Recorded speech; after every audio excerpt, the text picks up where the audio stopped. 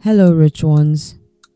Welcome to our space and to episode 6 in season 2 of the Hot Money Talks podcast. My name is Christine, the money mechanic, and I help you fix your finances.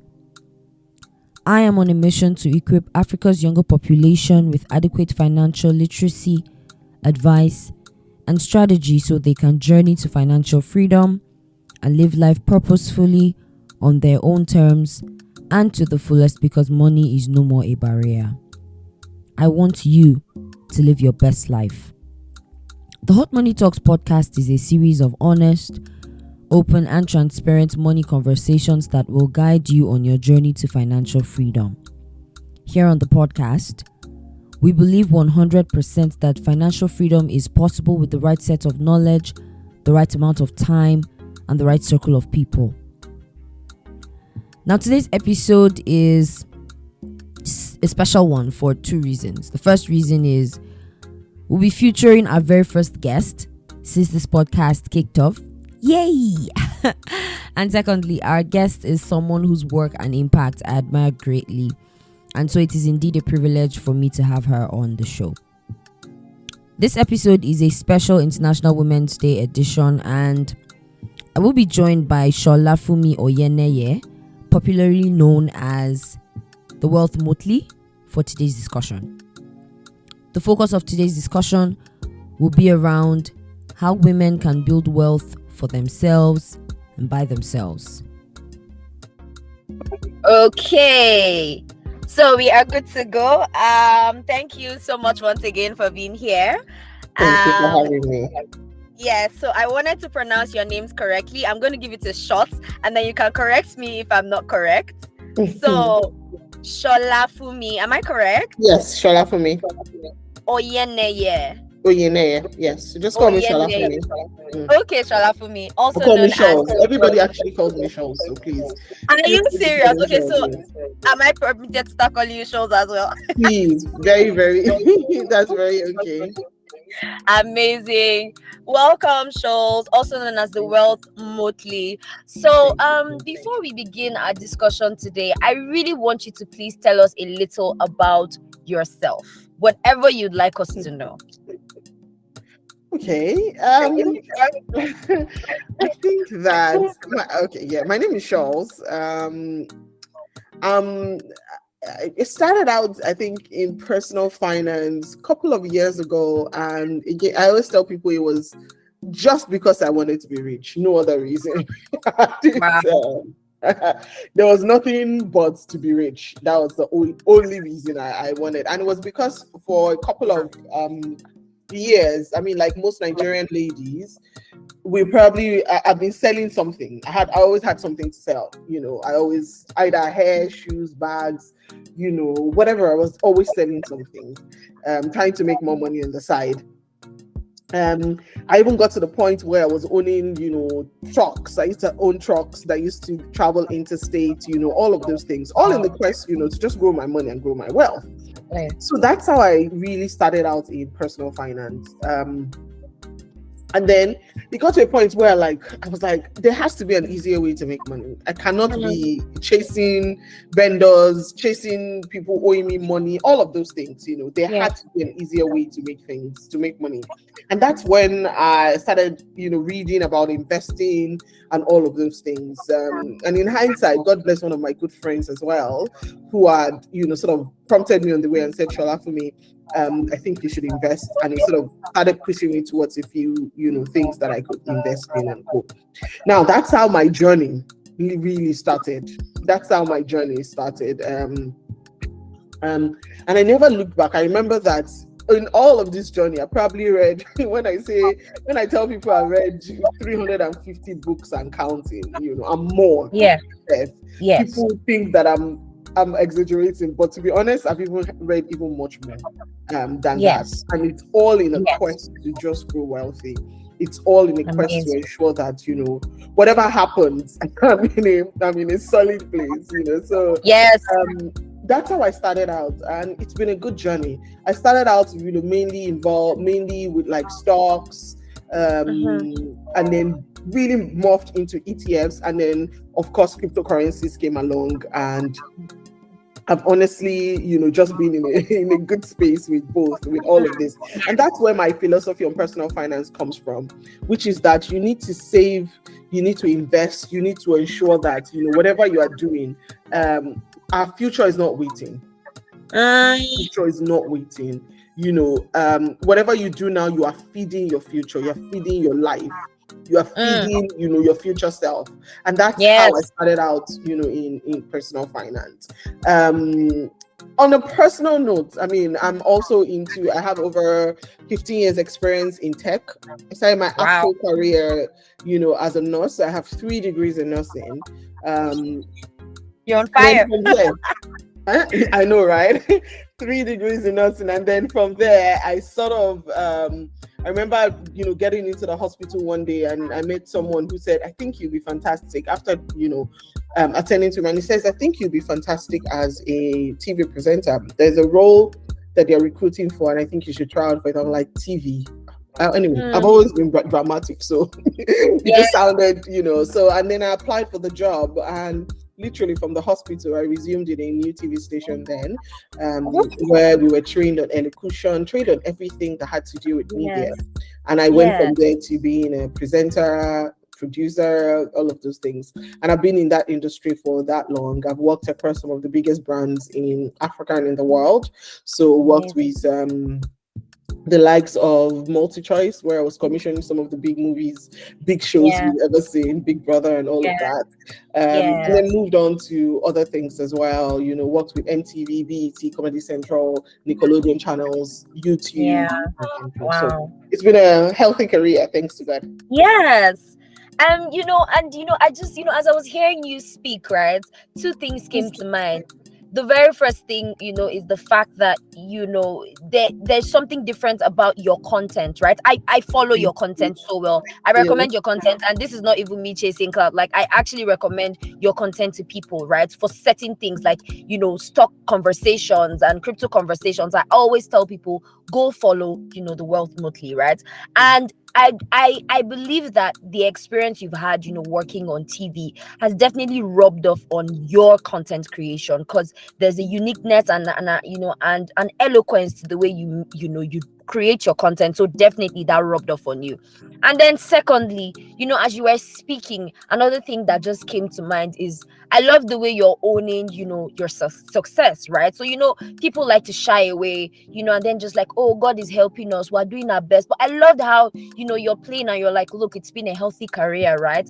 And it shows growth and transition and, just you being spontaneous, and excelling at it. And I'm super inspired. And I say, well done. Amazing work. Amazing work. Very much. All right. So I was going to ask you, the next question I was actually going to ask you is, what is your why? But then you actually started, introducing yourself by telling me my why. I know. You really just want to be rich, right? So, I mean, that is a very strong why. That is a very strong why, and I'm satisfied by that. I'm not going to lie. I wanted to just grow wealthy. That was the why. And I wanted to grow wealthy without all the stress. I was as you hear, I was I've been a 9 to 5er. I don't think I'll ever stop being someone who works 9 to 5, even though I work for myself.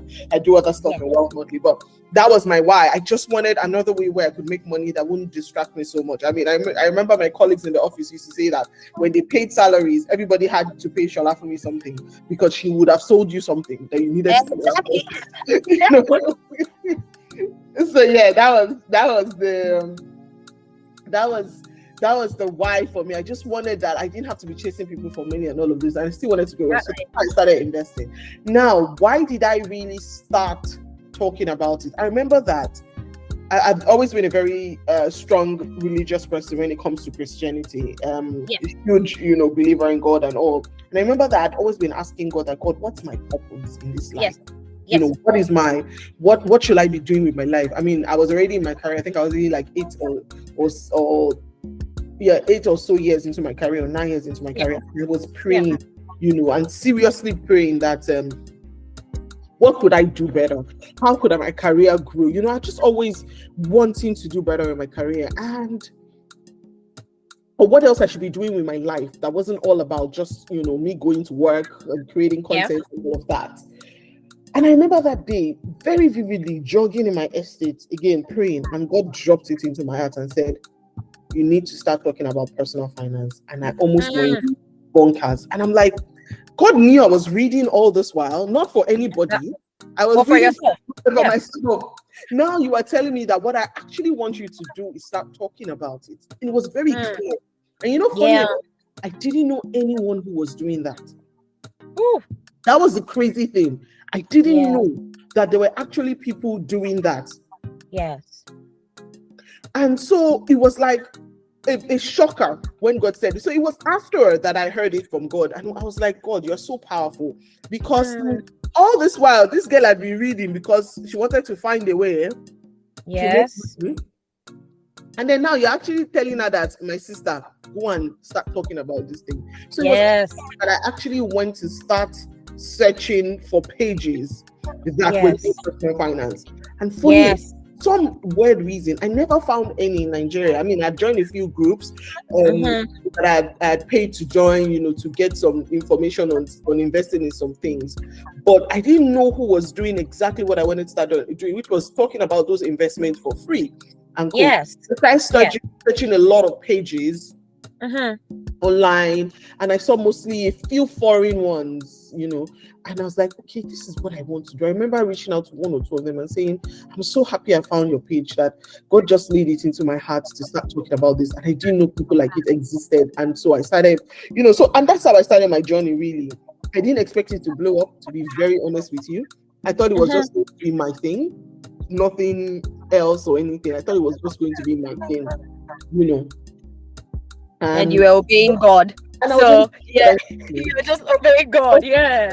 You know, and sharing, and it just sort of blew up from there. And then people started to take notice. I had to take it off my personal page because, again, I still had my career, I had my family, and all those things. Exactly. So I just started doing my thing, and just trusting that you do. And to be honest, it's not being bad. I mean, could I be better? Always. I always find that, you know, there's something I could be doing much better. Always be better. But I'm just, you know. Amazing. Wow. This is incredible. So you literally built Wealth Motley from scratch as a brand. I didn't even know that. I'm just even knowing now that this is even separate from your personal brand as a person. Wow, that's incredible. If you ever look me up on LinkedIn or something, yes, my LinkedIn is totally different from Wealth Motley. It's a career that I've done, that I have in my 9 to 5, minus, you know, what I do at Wealth Motley, which I'm very grateful for. Wow, this is incredible. So one last question, and then we get into the gist for today. Your name, the Wealth Motley, what was the inspiration behind that name? Okay, so I remember that when I used to talk about money stuff on my personal page, you know. Yes. I'll talk about different people would reach me. I mean, I've been doing this. That's when, you know, when you serve God, a lot of things come to you. That's when I realized that I had actually been giving people advice on like finances.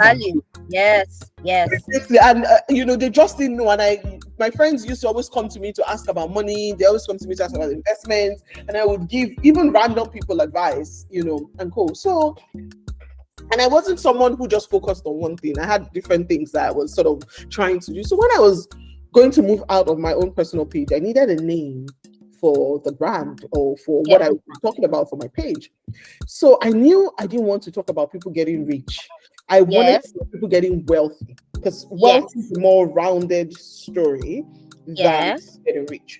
So wealth was definitely going to be in it. But then what was the added word to it? You know, what was wealth, or what wealth, you know? And I remember seeing a word called motley. And I remember that previously I'd gone to just check out that motley because I felt it was such a unique word. And it meant you know, multiple things. It meant a mix of different things. Like, this actually resonated with me. So Wealth Motley, that's how it came by, making wealth in a multitude of ways, in multiple ways, mishmash of things. And I think it absolutely captures my investment journey and the journey of investment for a lot of people as well, which is that we always tell you to diversify. We always tell you never to buy just one thing. We always tell you to explore Yes. all of those things. So that's how Wealth Motley came to be. It's just around, how can people invest, in a multitude of ways. And yeah, that's how I sort of grew the name, and that's how I stuck to it. And I think it's quite fitting to what we do, or what I do, which is that it's about, investing for the long term in multitude of ways, be it real estate, fractional, crypto, stocks, ETFs, a multitude of ways, a motley of ways to invest and to create wealth. Yes. Yes. I love it so much. I had to, out of curiosity, go on Google before our conversation to Nice. actually check out the meaning of remotely, right? And I'm just like, I think one of the definitions I saw had to do, was trying to liken it to, like, how a king would have a jester in the palace, and the jester would be trying to juggle a lot of colorful balls and all. And in my Yeah. head, I'm like, oh my god, this makes a whole lot of sense, right? Yes. Wealth in diverse different ways, and all of that, and balancing it all. Thank you so much. I am so inspired once again. All right, so International Women's Day was a couple of days ago, specifically on the 8th of March, and the theme for this year was invest in women, accelerate progress. Now, for me, as a personal finance educator as well, my belief is that women should be taught financial literacy, and I believe that if women are taught financial literacy, it would accelerate progress, not just in their own lives, but then even in the society. So my question now to you would be, what role do you think that financial literacy can play in accelerating progress? So we're talking now financial literacy for women. Why should women be taught financial literacy? How is this going to accelerate progress? Because I believe financial literacy is one way to invest in women. So I want to hear your thoughts about this. So we hear it a lot that when you train a woman, you train a village. Exactly. But let me tell you the literal way that I've experienced it. Out of all of my journey in personal finance and all the people that I've coached, and I'm speaking thousands of people and who follow me, who's been in my groups or anything, 90% of them are usually women. 90% are usually women. And it's usually the women who now go and call their husbands or call their brothers and do all of those things and get them to now come and join the group or get them to do stuff. I find that when I talk about personal finance, even till now on my page, most men that reach out, some men reach out genuinely because they just want to learn. But I find that a very healthy number of men who reach out are more interested in saying, are you married? Do you have sex? Are you looking, just random, asking and all of that. But I find that the women are usually the ones who are actively investing, who are actively saying that, how can I do this? I have this amount. How can I invest and go? And that's how it's been for me. So I see that it is the time when women need to be at the forefront, and a lot of people are doing it. But we need to now be even more forefront about it, even more open, and we should make noise and drum it from the rooftops, because educating a woman is literally educating a village, and I've seen it work. Another thing to note, try to look at the number of people who are really talking about personal finance. Now, I'm not talking about banking. I'm not talking about economics and all of those, but who are talking about personal finance. You find that it's actually a lot of women. Yes. You find that likes of myself, yourself, Financial Jennifer. So many ladies who are literally just talking about finances and co and blowing up from there. And I feel like it shows you that there's a lot to women. Let me shock you further. The women who do the most risky investment, the people who actually do the most risky investment, I talk about cryptocurrencies and co. There's a lot of, even older women for that matter, who do. You'll be very amazed that women are actually much more better investors than a lot of men, because they can control their emotions a bit better as when it comes to investing. And investing is very emotional. Um, Yes. so those are the things those are the sort of stuff I've seen in actual reality when it comes to Yes. women investing and women and saving. So we definitely need to continue to change that narrative about educating women, about ensuring that women get the right support for them to handle money, for them to know about money. Gone are the days when the men are handling money. My husband will Yes. proudly tell anybody that my wife is the one that handles money She's now. the one. Yeah, she's the chief financial officer. Tell you to say it without any shame and cope. Yes. Because he's watched and he's seen that my wife knows what she's doing with money. He trusts me. It's not Yes. like my husband loves me, handles money very well as well. But it's just really that he trusts and he knows that this woman, she has good sense, good head on her shoulders, and he can trust the money with it. Now, it also gives him a lot of liberty. That's what people don't understand. When you have a woman who understands money, it gives you a lot of liberty to fly. Yes. Because now, if we're, for example, investing in the same sort of business or something, I know how my husband will react, and I know how I would react. I'll be much more conservative. My husband will be a lot more aggressive when he invests or when Yes. he goes with things that are quite, high risk. He knows I won't do it. But when I speak to him about it, he says the only reason I can do that, Shola, for me, is because I know you would not do that. You'll be conservative. So I know that our wealth is safer with your own. Yes. But I am The balanced able, approach. yes, Yes. now be Yes. crazy and cool. And that's what we can breed into our society. Imagine there's millions of women who are doing the same thing, who their husbands can trust with money, who their husbands can trust how they would manage things and do all of those things. Imagine how it would change. It will be a ricochet effect. It will be a sort of effects that just reverberates across the different facets of our lives and different facets of the family, into the local government, into the big, into politics and all of those things. So empowering a woman is literally empowering the village, because most women never keep quiet when they learn. They never keep quiet. They want people to know. At least I know that I never keep quiet when I learn something. I want No, others you don't. that there's a No, way you don't. and cool. Yes. So, yeah. And that's Amazing. about it. Yes. Amazing. That quote holds true on a very serious note, because women hold a very, very powerful place in society. I know that, there's the part where we're not in leadership positions and all, but the influence of a woman, powerful. And this is why it is very important that women are actually financially literate, because imagine the amount of wealth that will be built when women are very much involved in wealth building. Thank you so much. All right, so I want to also know your thoughts about breaking the stereotype that pushes this narrative that wealth building has been made to look like a man's thing, in quotes, right?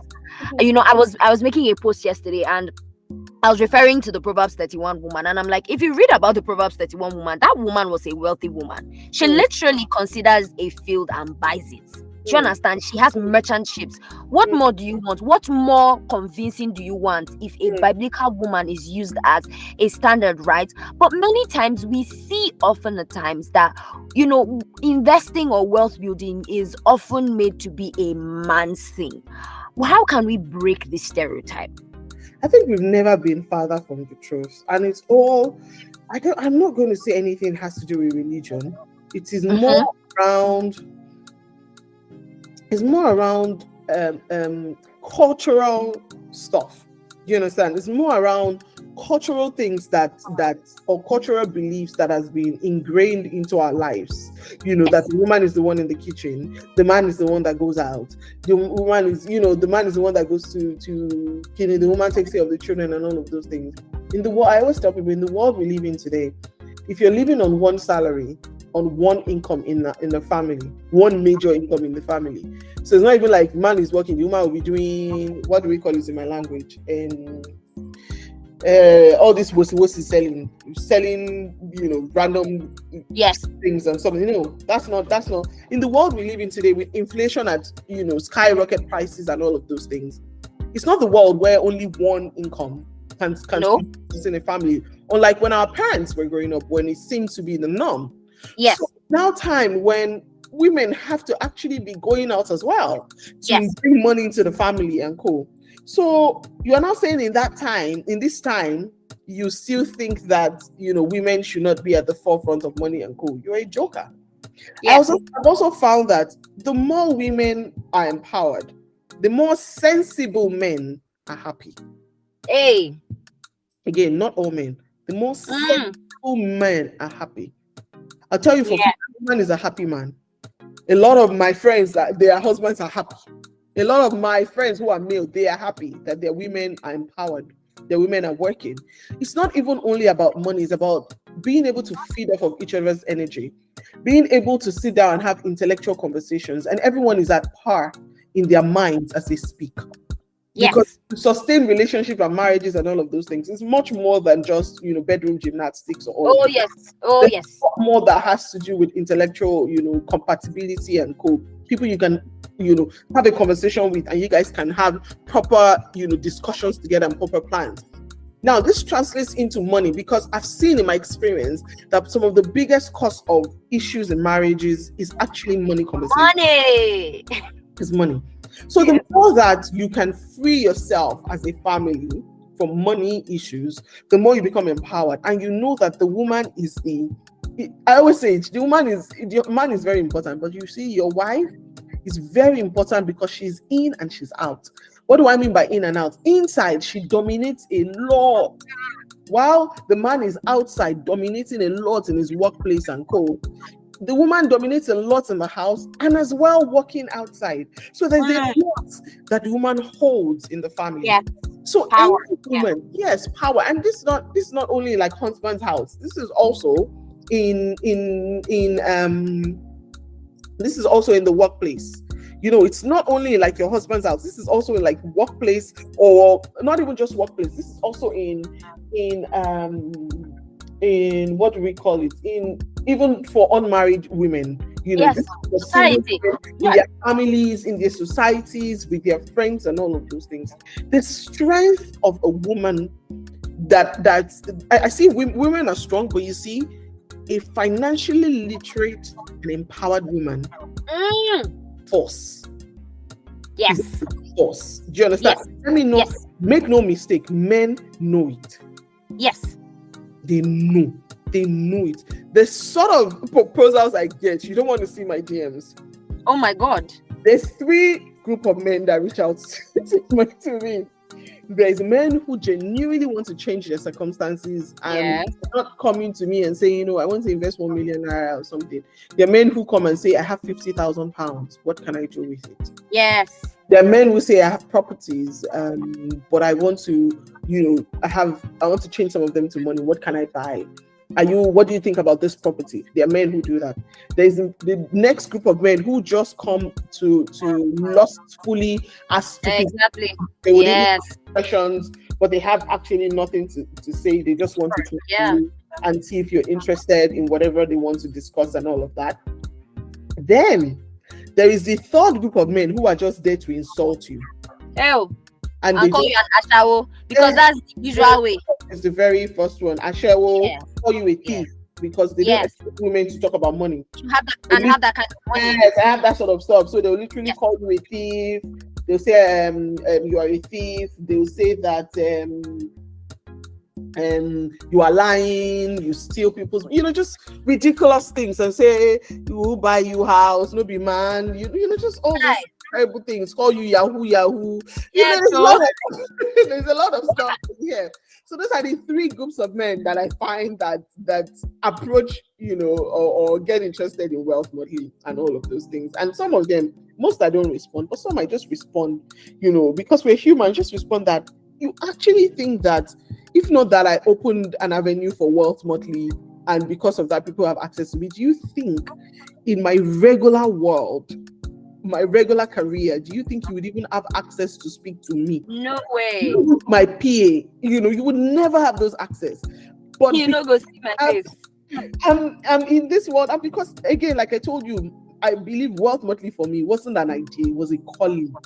It was a calling. Yes. A clear calling that I wanted to teach my people to create wealth. Yes. It is only in the Bible. It's very clear in the Bible. The Bible says you will either serve man or money. Yes. Sorry, you either serve God or money. Oh, mama. Yes, money. Bad Yes. decision. And the love of money. And you see that in our churches today, in everything today, money is such a huge issue. Oh, yes. More that we can empower our people and take poverty out, and to teach people that you can create wealth. And for me, you can create passive wealth, my sister. The more we change lives, the Yes. more we change lives. Preach. So Preach. it's where I want us to be. It's how I Yes. want us to think. It's what Yes. I want us to look at and to be doing and to be believing in as much as possible. Because look, like I said, a woman that is empowered, that is financially literate, that is, it's a force in the society. Yes. And the Yes. more we build forces like that care, like those three class of men I told you, that inspire some men, that make some men chase you and see that they're not. I mean, those people that chase me, they don't care about if I can cook or not. They just care that I share wisdom, and they feel like this wisdom should be in their house. And then the third set of people that will cause some people to be so angry that some women, you are inspiring and evoking strong emotions amongst different facets of men. The more we raise those sort of women, the more our society and our children are better for it. Incredible. I'm jotting things down. That's just all I can say.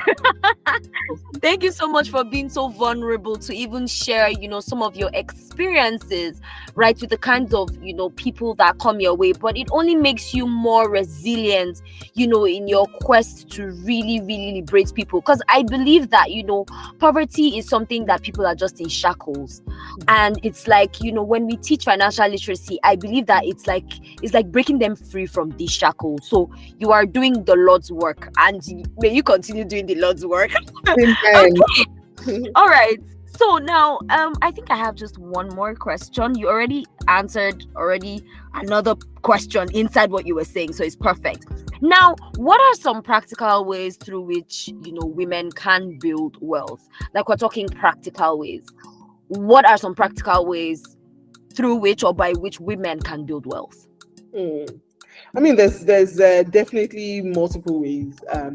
There's the active one, which is, making sure you empower, you learn something in school, or you learn a skill, you go to school, you learn something, and then you work and all of that, you do businesses, all of that. And then that's the active way. And that's what, unfortunately, a lot of people focus on. Yes. It's good to, of course, learn a skill, sell, do a business, and all of that. But the true wealth comes from the passive investment or passive money making, income. Yes. That's where the true wealth comes from, because that's where your money is making money. So now we're really in the process of multiplication, not just plus, which is what we do when we do business. And so that's what I feel like a lot of women need to grow in that space, or how they can make money is really in that passive income realm. Learning how to do, stocks, treasury bills, bonds, cryptocurrencies, ETFs, fractional real estate itself. Those are the different ways that women need to learn to grow money. And those are different ways that women can make money. I remember some people, sending me a message in tears and saying, "Shola, for me, God will bless you."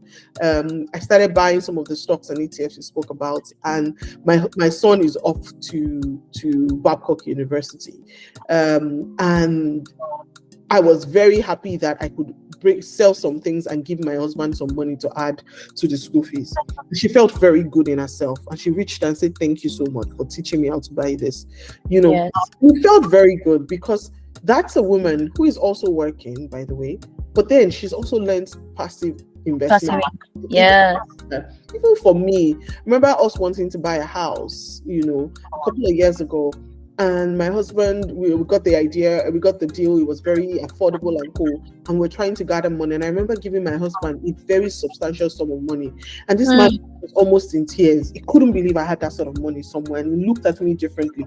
Like, my God, this woman right there, Yes. you know. Where are you from? You understand? So that those sort of things is what you can do for yourself when you learn multiple ways to invest. And you know the good thing, we're already ingrained as women, even as society, to be industrious, especially Nigerian and African women. You know, some of the biggest, some of this, the largest number of SMBs in the world, in Africa specifically, Nigerian women or African women are behind it. There's so many of us who are doing one business or another. You and Yeah. me inclusive, you know, despite working at 9 to 5. So I feel like we're already gifted in the and even the society already compels in us from kids, you know, to be active workers, to make money actively, which is by doing a business or, you know, selling your time or working in an office or doing something. You know, those are already there. It's already ingrained in everybody to do that.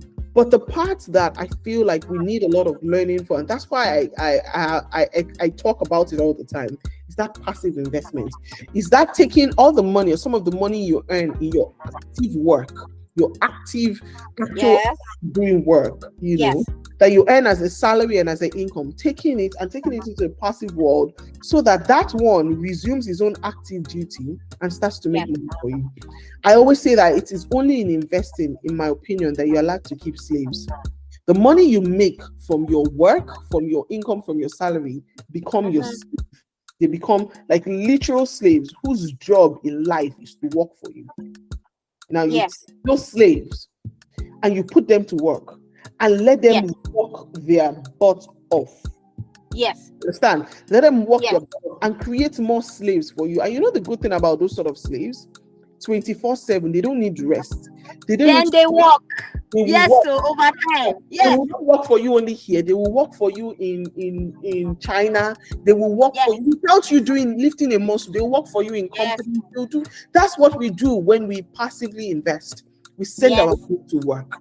You know. So the more women learn those opportunities in stocks, in ETFs, in all of these investments we speak about, educate themselves about it and do all of those things, the more that they can go out and make money, the more that they can more wealth that they'll bring back into the house, and people will sit down and literally marvel and wonder and say that, how are these women doing this thing?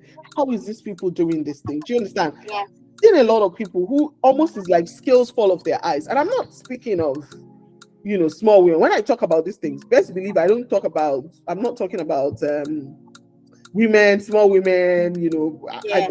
I don't rate anybody as small. Yes. You know, but I'm speaking of people who are considerably advanced in their careers, and they have, you know, they've been at it for a while and cool. When I tell you those people have skills fall of their eyes, when you tell them, sit down with a simple calculator and show them what their investments could be when they invest right, what their stock could be, you know, how they could retire, all of those things when they invest right, and you almost see scales fall off people's eyes and be like, oh my god, I've been dulling. So you mean if I started, I mean, this happened which day? On Monday, I sat down with a lady and I was showing her how she could invest and how she could retire at 55. She started investing in specific ETFs and co. She almost had tears now. She was like, I'm 35. If I knew what you told me at 30, I could retire at 45. Yes.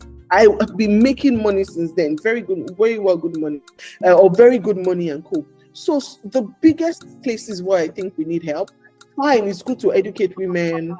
It's good for us. A lot of people are already doing that. So I don't think we need too much. We should make noise, and the government, big non-governmental organizations are already that. But I think that you see in this role of personal finance, in this place of teaching people investing in money generating assets, we need a lot of noise and a lot of voices to keep speaking and never stop speaking in that place. That's where a lot of things, you know, a lot of changes can be made, and that's where a lot of wisdom still needs to be shared. Wow, incredible. You know this last part about the fact that we need more voices. The truth is, so many people need help.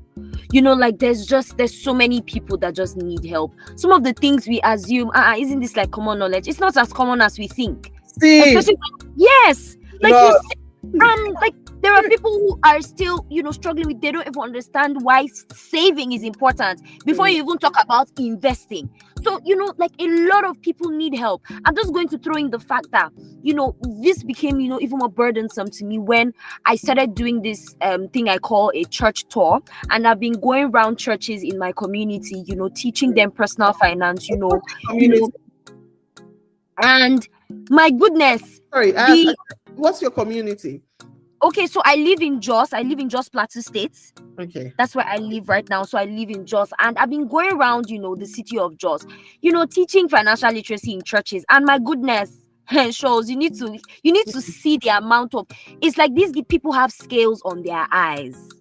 And it's worse because these are supposed to be people that are supposed to be kingdom financiers and all of that. But so every time we go, we have to first of all break stereotypes first.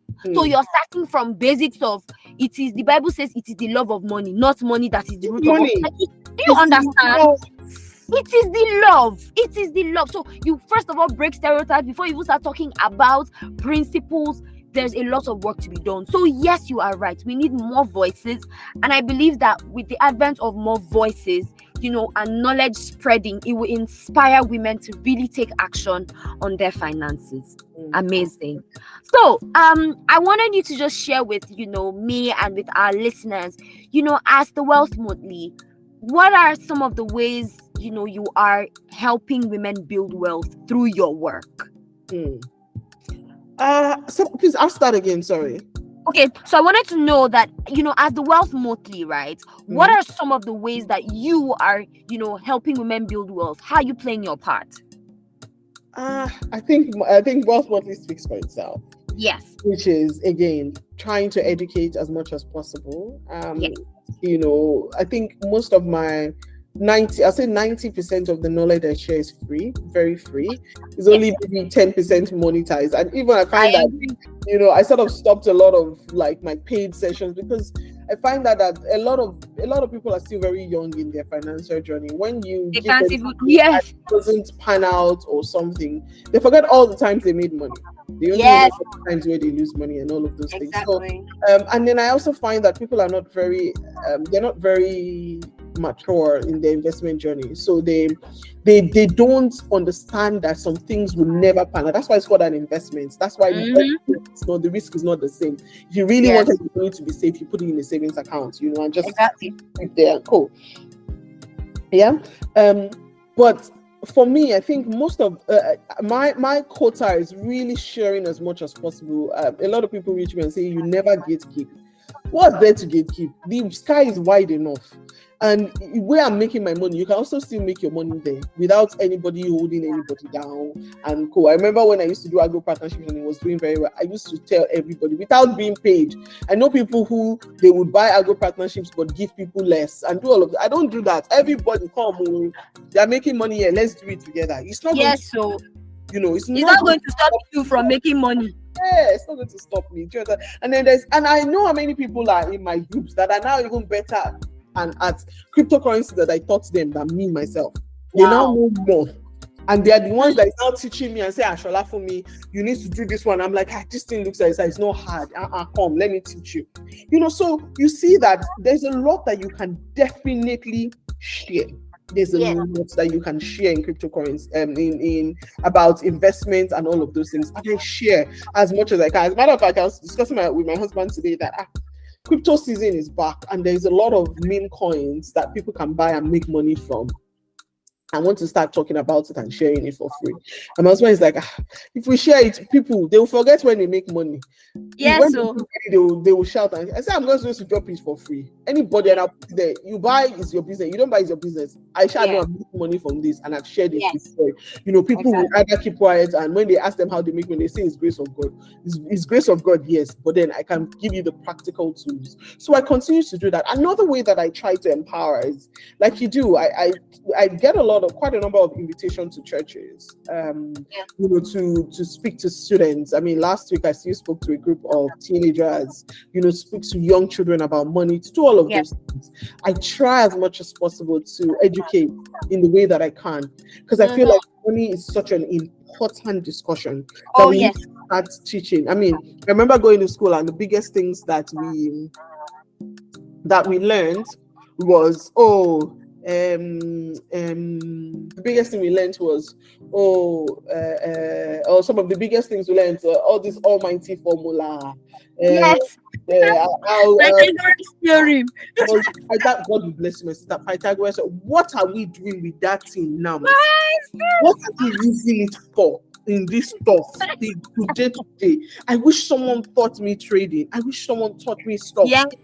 Someone was serious with it without making it look boring. I wish people they taught us the practicality of not just saying the price is determined by demand and supply. This is that they made it archaic and abstract. I don't blame my teachers. They didn't know. Because imagine if someone now, personal finance, that's a gift I believe I have, to speak it in simplicity that you will get it. Yes. You will get it when I tell you about personal finance, I tell you about investing, you will understand it. Because that's how I understood it. As simple as I say, it is how I understand it, and that's how I'm able to share it. So I feel like the more that I am able to share in societies for free, the more that I wake up in the morning and I share content. People don't realize. I mean, in Nigeria, it was easy. It wasn't easy for me to create content because, again, like I told you, I'm a very busy professional. But I still take the time on like my weekends to speak at events, to counsel people, to have one-to-one sessions, to create content, to put it out and go. People think, there's people who manage. No, I do a lot of the work on my page. Like 98% of the work on my page is done by me.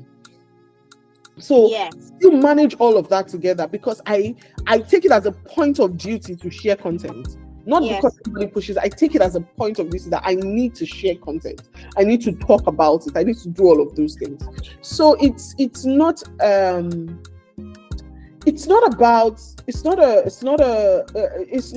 again, like I told you, it's a calling for me. So it's not about how am I doing it? It's how I'm doing it, and I want to find more avenues, more larger places to talk about it. Can I influence policies with government where we can, set up sessions, compulsory sessions in schools? Maybe with students before they go out, they must be taught how to buy, how to sell. They must be taught stocks, ETFs. They must be taught things that are not abstract.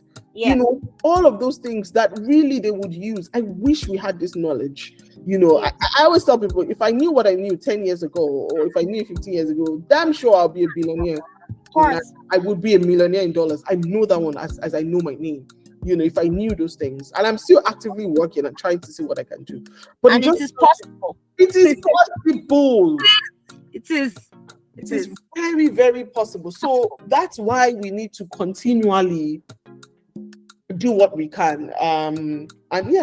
We'll keep at it. We will. I am so inspired by what you said about, even influencing government legislation. I was researching a couple of days ago and I read about how about 30 something states out of 50 in US have now made, financial literacy, a compulsory part of, I think, high school curriculum or something. And it's amazing because, they've come to understand the importance of financial literacy to the society. And I really look forward to the days when, as Nigerians, we'll also proudly be able to say we've pushed for legislation, right, that influences the curriculum in our schools to talking about finance. Wow. Amazing. Wow, Shows. Thank you so much for spending your time with me today. I am truly so inspired, and I know that anyone who listens to this podcast episode will truly, be inspired. I'm going to drop the links to your page in the show notes as well, so people can engage with you. So before we wrap up today, I don't know if you have any final thoughts, something burning in your spirit you'd like to just share, with me and with anyone who's listening to this episode. I think that if I was going to share anything with you, Christine, and I hope people don't take it with a pinch of salt. Yes. This is the time, for anybody at all to please go and learn about cryptocurrencies. What they call a crypto bull run that is happening right now. Yes. And it is opportunity to make generational wealth. If you just learn the basics, follow the right people, do these things like that, I beg you all, this is the way to go. learn about crypto, follow people who talk about it. I have a crypto course, let people do it. There is opportunity to really create generational wealth in this time. And so I want people to take the time now to learn it. If I was going to tell anybody now a very quick way to make money, it's really in cryptocurrency. And I hope that people listen, and I hope that people take the time and go and learn it, because the sort of money that is in crypto, trust me when I say that, it's not the type you see everywhere. Yes. Not the type you see everywhere, and it is learnable. And the yes, learnable. They are not. They don't have 10 heads. It's something. And look at crypto beyond coins and stuff. There is a whole technology, blockchain behind it. Whole blockchain technology behind it, that I want people to do it. Yeah. Yes. All right. Thank you very much. Thank you. I could hear the passion in your voice, and even for me, it's a personal challenge to also, sit up and take this aspect of finance, much more seriously. And I'm grateful that you have, taken your time to share with us your heart, and to also inspire women like us to be intentional about building generational wealth, because it is possible. And I think you are a testament of that fact. Thank you very much. Thank you so much for having me, Christian. Thank you for your patience as well, because I know I'm not the easiest person to get. I know, and I am glad we're doing this. I'm literally sitting in the car somewhere and doing this with you, but I'm glad, because I'm like, I can't miss this for anything in the world. Thank you. So we'll be in touch. I look forward to having more conversations with you. I look forward to maybe one day bringing you to this side of Nigeria. It would yes, I always loved Jos. Fun fact, when I filled my first jam form, I didn't know one soul in Jos, but I picked Jos for some reason. I just loved the climate. I love the climate and everything. I've been to Jos a couple of times for some stuff that I've come to do. And we should definitely bring you back. I pray God will make it possible. Come talk to us. Bring some of that fire to us around here. We need the ginger that you have as well. Thank you so much. Thank you so much. As we wrap up today's episode, my message remains that women should be taught financial literacy so they can build wealth for themselves and by themselves. There is no financial freedom without financial literacy. I would like to thank our guest once again for joining our discussion. If you enjoyed today's discussion as much as I did, then go follow our guest on Instagram at Wealth Motley. I repeat, her page name is at Wealth Motley. Thank you for listening to today's episode of the Hot Money Talks podcast. If you have listened to this point, then it means you have gotten value. Don't keep it to yourself. Go ahead and share the link to this episode with a woman you want to see win with her finances this year and beyond. It would mean the world to me if you took a few minutes to leave me a review in the comment section of this podcast so that others can see your endorsement and join the community of listeners who enjoy this podcast. Don't forget that new episodes of the Hot Money Talks podcast drop every Saturday, and you can listen to them on your favorite podcast platforms: Spotify, Apple Podcasts, Google Podcasts, and YouTube. Subscribe and follow the show on either of these platforms so that you are notified whenever an episode is released. Recommendations are powerful, so please tell your friends and family about this podcast so we can go on this journey together. To connect with me on other platforms, do well to follow The Money Mechanic at The Money Mechanic page on YouTube, Facebook, Instagram, and TikTok. I hope most importantly that you will take action on your finances today. Sending you love, light, and a sprinkle of money in between.